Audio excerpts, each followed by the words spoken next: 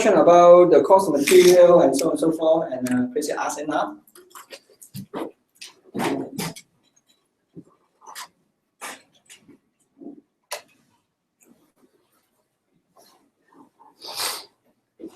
If there's no question, we can just go home.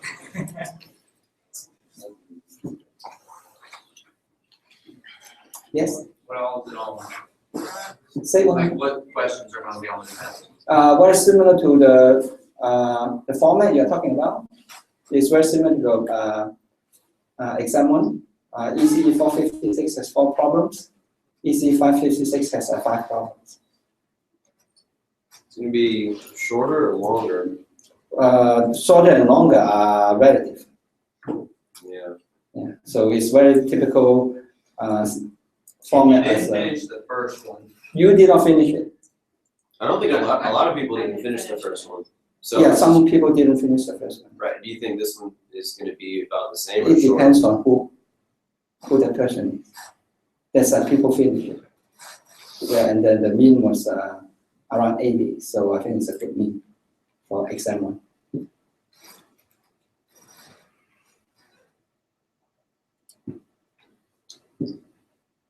Mostly new material.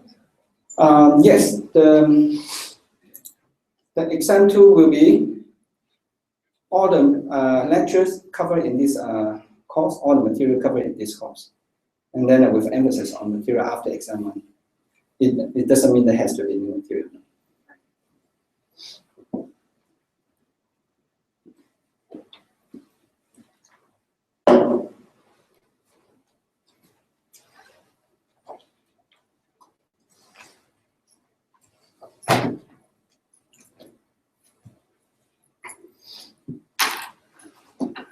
Can we expect a Simulink problem or something? What? Can we expect some sort of Simulink Yes, problem? yes.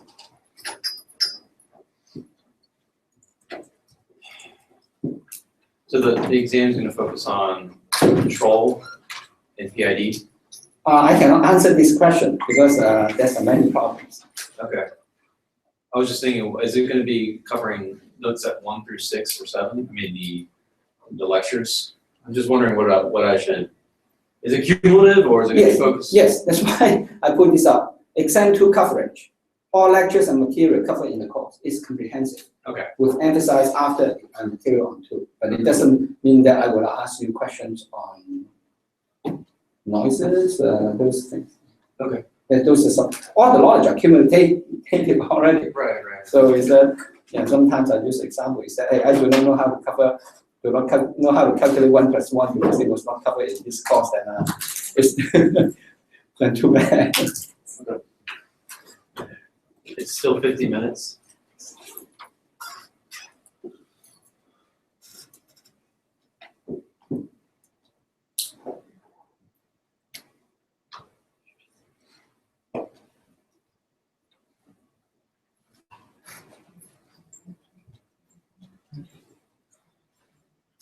Then we give them 5 more minutes, maybe more people are coming in. If after 5 more minutes, you guys still do not have questions, then we can just dismiss the class.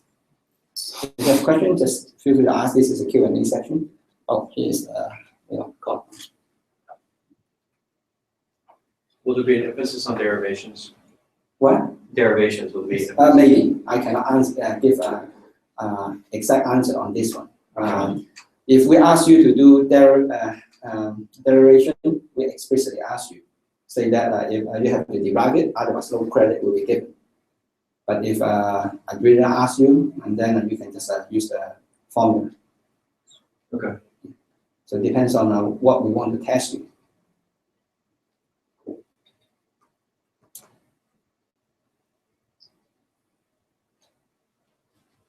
Yes. Question that nobody, it's just off topic. What is the difference between instrumental amplifier and operational amplifier? What's the difference between what? Instrumental amplifier. Well, I think those are 2 different things, right? It's 2 different. Op-amp is the one we have to use. Yes. Right? Yes. So the other one is that what's instrumental? Instrumentation Instrumentation amplifier. So that's a combination of three op-amps. Instrumental.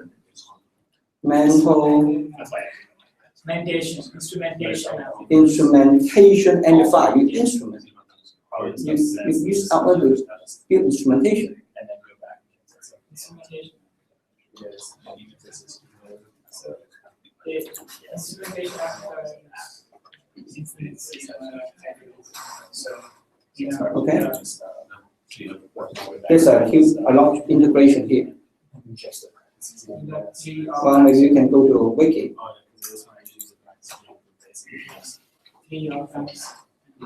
Instrumentation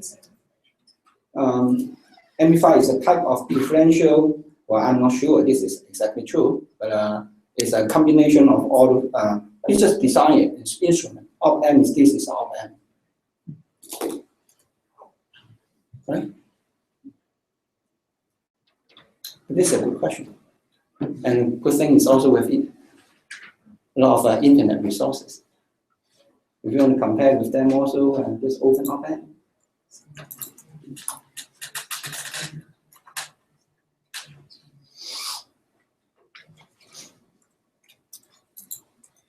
Okay, this is one op-amp.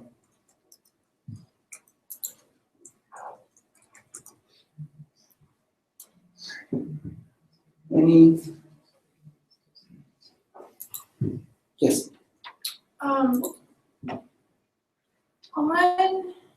So this is on a second order system, looking at a critically damped system. On, I think it's slide 43 of the system modeling. Where is it? System modeling. T5. Slide 43.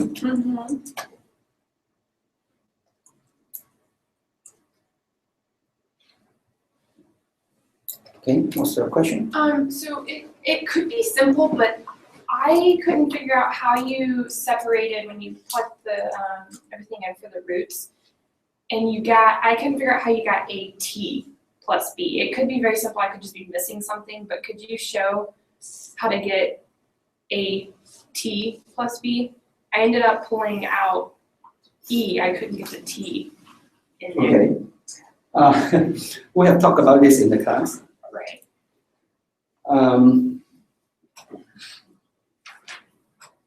That's why at that time I spent at least 5 minutes to talk about why this is a form of the solution. Okay. That solution is online, how it's derived. Like there's a method to go through and the roots are equal. That's when you get critically damped for second order system. And there's like a map trick. And I can't remember how to do it, but it's if you look that up online, it goes through how to derive that. But it's not on the slides. So, and also I particularly say that if you are interested in why this is AT plus B, and you are welcome to take ECE 516. I also teach that course, but of course, now the class is full, so probably it's. Okay, so we wouldn't have to show the derivation of how to get that T there. We would just need to know that. Yes. And also you can, if you very familiar with Laplace, and that's what Laplace, when you do inverse, that's what we do. But when we do it, we solve it mathematically. We use the eigenvalue to find the solution.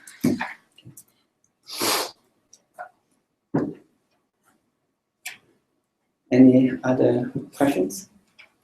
Yes. For the project, the TA's car, what size wheel do they use?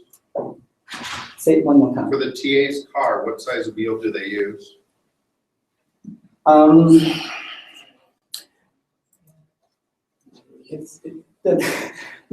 I think there's first of all, your car can catch up with the TA.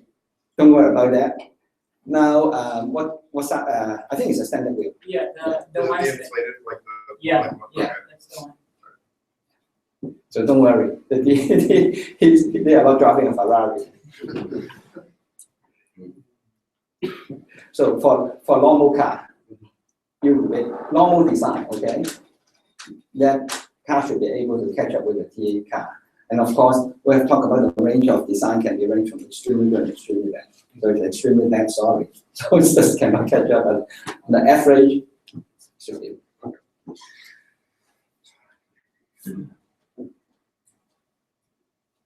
Oh. Any other questions? Well, I'll give you 3 more minutes to think about it. If no, then we just adjourn and let you go spend your time to do what you think is important.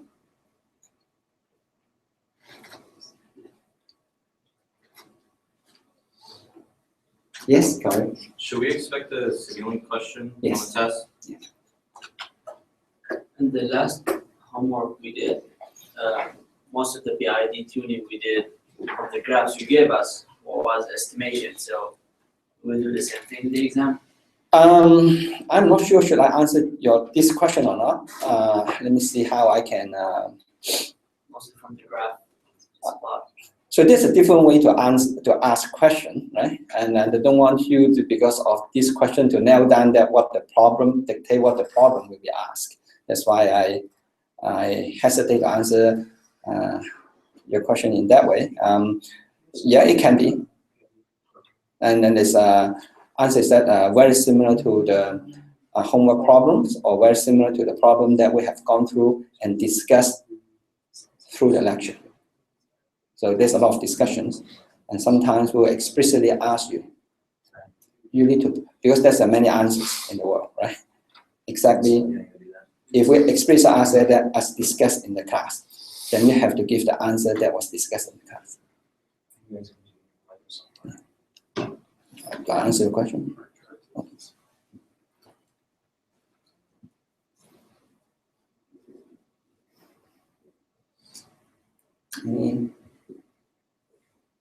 Any other? Have you started your project yet? I saw some of you already keep sending us the information and about the project is good. Some of you have started very good early start is great. Usually those group I can anticipate they will finish the project in 2 weeks.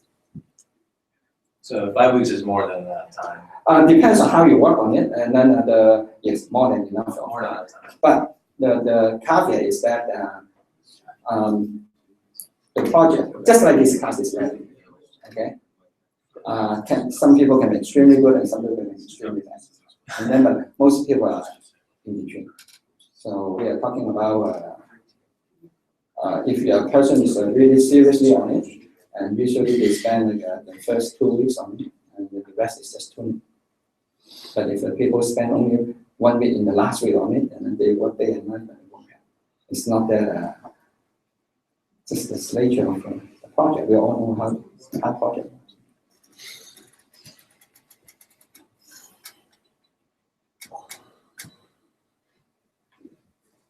Yes. When we went through the PID, there was that, I can't remember the name of it, but it was the method that used the tables. Secular Nicholas. Yeah. Do we need to have those tables written down, or will we be provided Yes. them? There's a many tuning algorithm for PID. So in this course, we focus on secular Nicholas. Yes. Then use that parameters, because if the question is asked you to find the PID tuning, that's the one that TA will base on. Yeah, because you can Google PID tuning in the web. You will have many different answers. Could you open the lectures on the tuning? I'm going to open a lecture for the tuning. Okay. At the bottom. This is a modeling, so we go to control.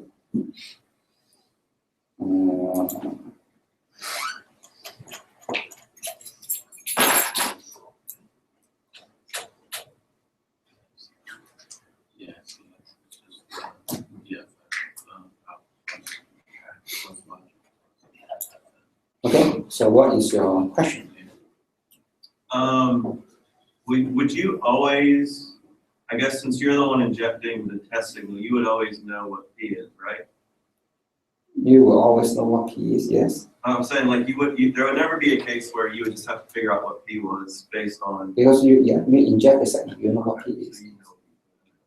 But if you look, it's interesting, if you look on the project page, there's like a method for determining KP, KA prime, and KD prime for looking at the overshoot of the robot, the amount of time it takes to swing back.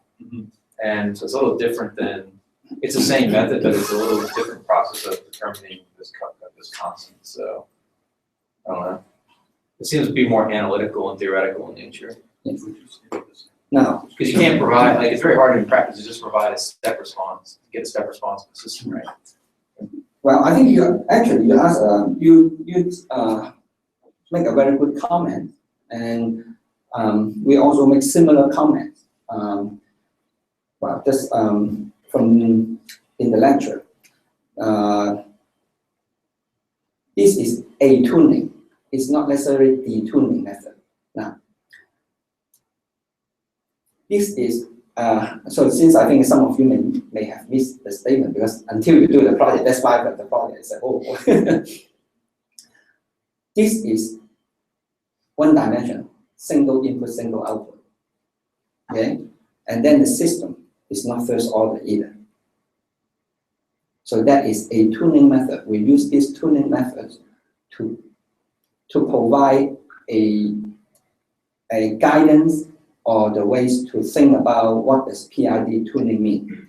Now, once we switch to the project, so I understand that usually when we have foreseen those things, then we may not exactly say that, oh, what he's talking about. That's why I encourage you to read material before you come here. And when I first talk about it, you understand, oh, that's what it means.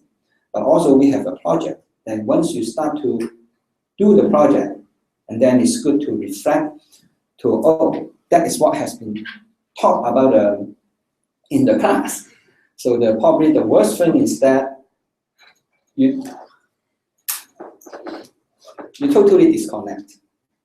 Well, now in the project, is it a one single input or single output?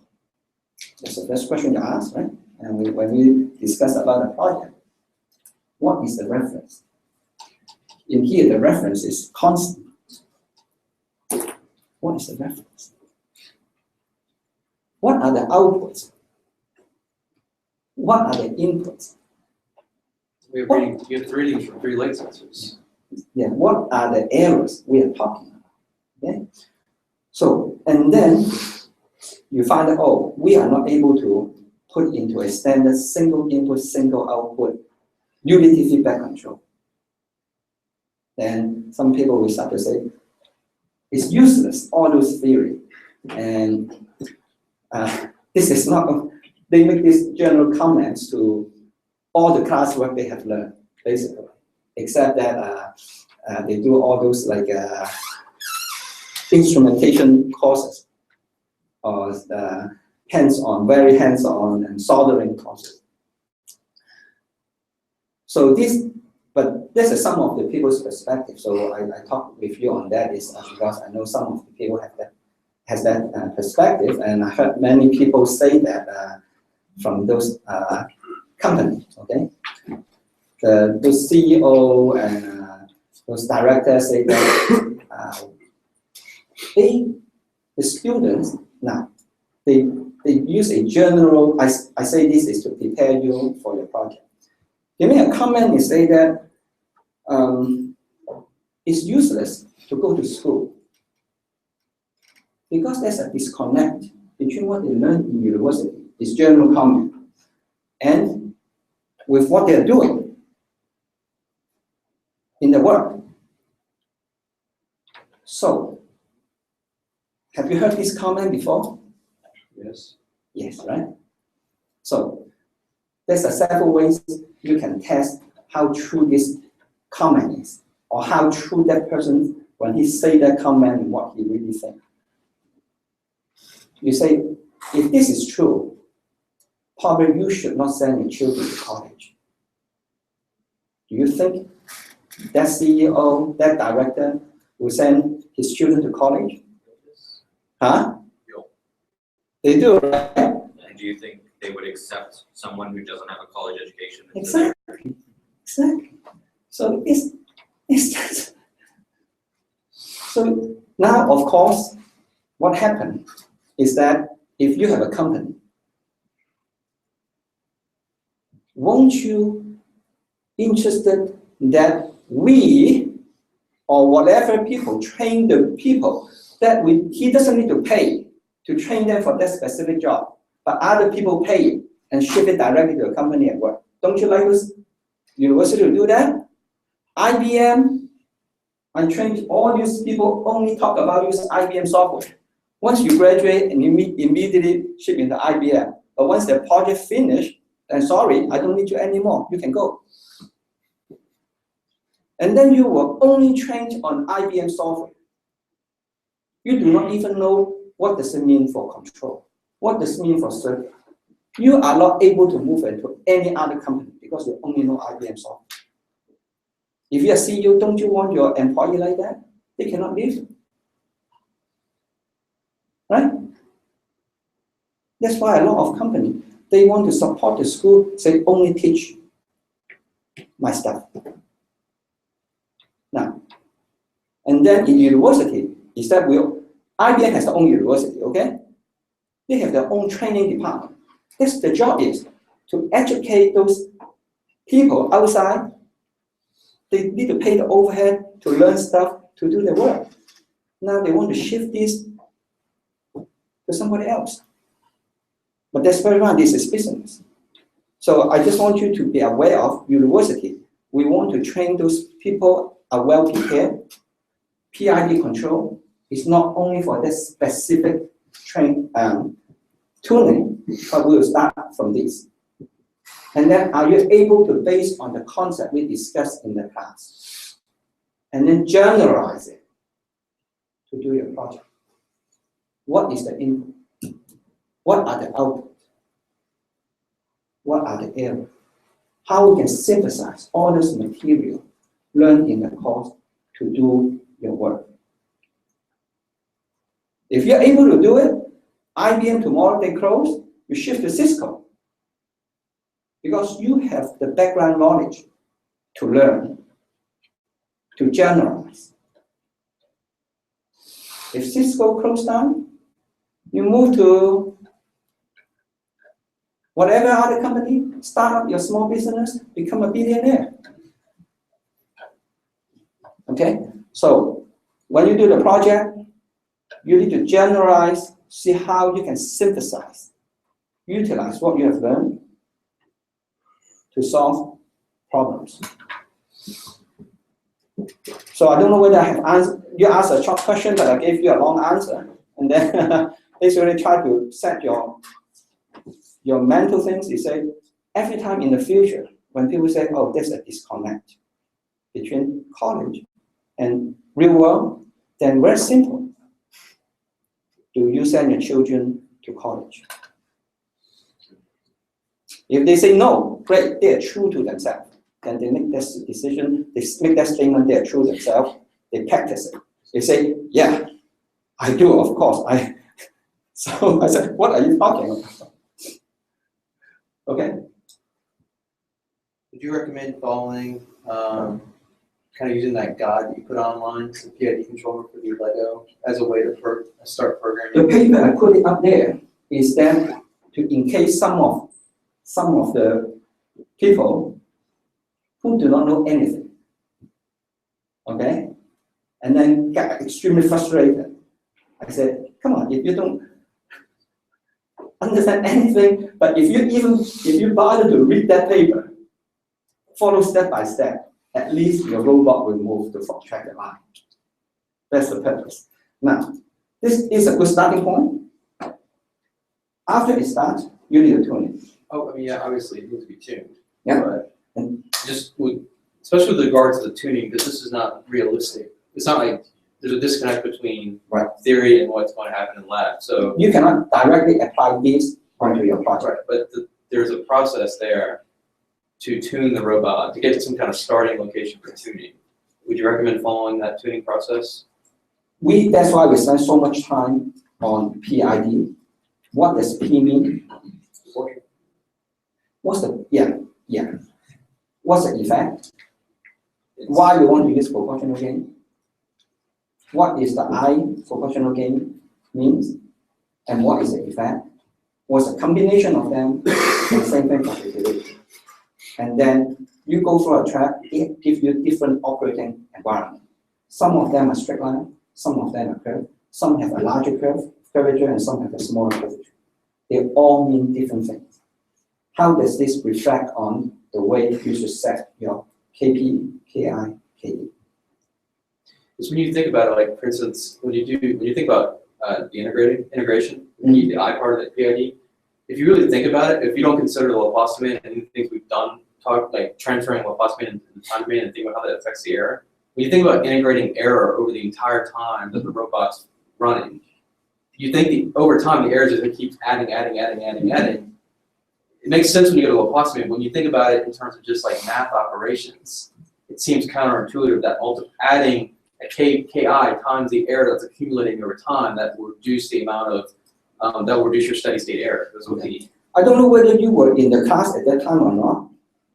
When we talk about that issue, it's called, I also Google this and make sure that you guys are aware of it. It's called integral windup. Okay, so that's exactly addressing what you are talking That about. paper talks about too resetting the. That's what you're talking about. Yeah. That's what integral windup is. You need to reset your game.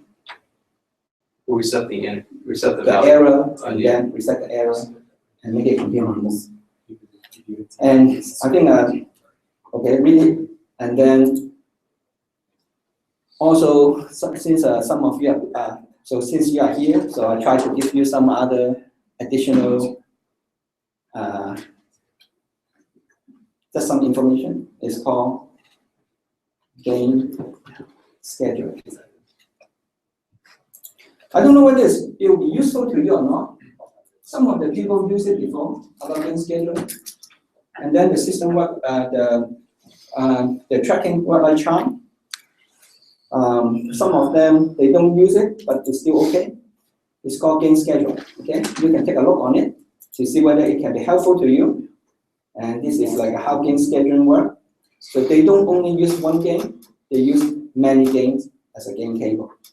But of course, that is also pros and cons. If you find that this is too much, then just use one single gain for the entire operating system. If you find that, wow, you can use some other information. You do a same gas schedule, you still use PID to tune individual gain. So integral windups, like if you went off the curve and then you reset, it might be a little bit. Hopefully, you minimize the amount of like oscillation. You don't want to show an underdamped system, but then you would want to maybe reset that integral term because if you went off again, then you're just going to keep adding to that error. Exactly. That's what integral windup try not to do, because integration is we assume that the reference is a constant. It's not in your project. The reference is keep changing.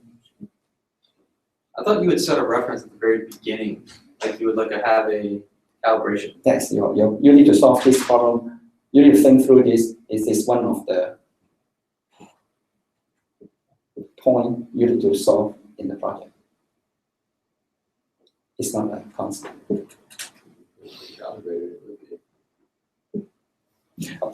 Probably you can find some way, maybe formulate in that is a constant, but some people will formulate it different. I mean, the ambient light's not going to change from one end of the track to the other. Yeah, it depends on what you mean by reference. It is a lot of thinking and a lot of thinking. Yeah, you can formulate the problem, whatever you think that you can help you to solve it. If you find that the reference to you is a constant, then it's based on the history we have seen is that some people set the reference a little different from the other. Some of the robots just drone extremely fast and track it extremely well, and some robot I mentioned to you also in the class, and sometimes wandering all along. So it depends on your design. It's a state of design is an art, and spend a lot of time. That's what I can tell you. That's why I give you 5 weeks. And think through it. And then again, if you find that you don't know how to, sometimes you get stuck, and that's why you have a group. And then of course you have all those lecture material. For most of I have been teaching this course for how many, more than 10 years now. There's some of the projects are just great. And sometimes I was amazed at how good it can be done. And of course, sometimes some of the projects just, I told you, wandering around. But on the average, it's very similar to a curve that similar to the exam curve, very similar. It's a highly correlated also. But of course, it has to be correlated, right? Because that's how we get. But not only the distribution is correlated, many things are highly correlated.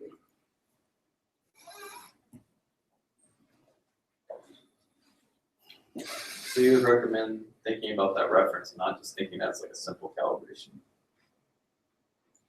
Now, this is a dangerous question to answer also, because I don't exactly know what we are talking about. What reference are you talking about, and what calibration we are talking about? But think about what do you mean by reference? Okay. Talking like you put your car, your 3 sensors, right, directly over the line, read those values into your software, and then as you move, those values will change, and there you could make the decisions that you need to make in software. Okay, is that a reference? Okay, think about this is I don't want to tell you exactly, because that is one of the tasks or the problem we need to solve in a project. And then also I don't quite understand the meaning of what you mean by calibration in this way. So this one, because different way you design the project, you have different meaning for how you use a reference, how do you use what do you mean by calibration in what sense. Okay. So if you think more, and then if more questions, feel free to come and talk to us. We'll be happy to share with you. We will not provide the answer in the project because it's not fair to the others. You understand? You cannot just come in to talk to the TA and talk to me, say, hey, how do I solve it? It doesn't work. Solve it for me. We're not going to do that. Because if we do this to this group, other group tell us, why do you do this for the other group? But we'll provide you some feedback that is, I think we deem that is fair to the entire class. So if you ask, what's the reference, and that's what I'm doing, then I will start to ask you a question, why do you think that? And then hopefully after several of the iterations, oh, now I see, I understand what it means. Yes.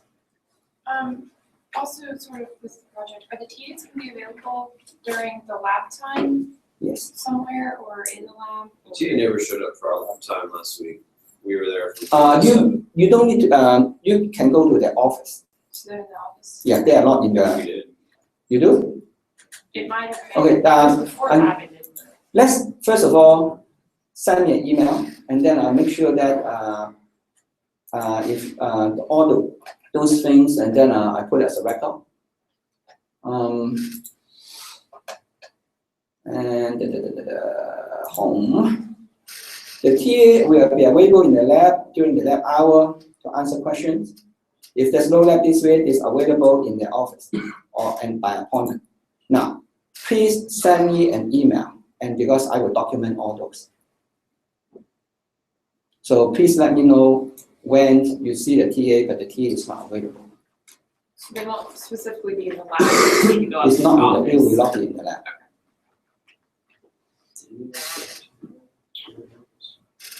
Yeah.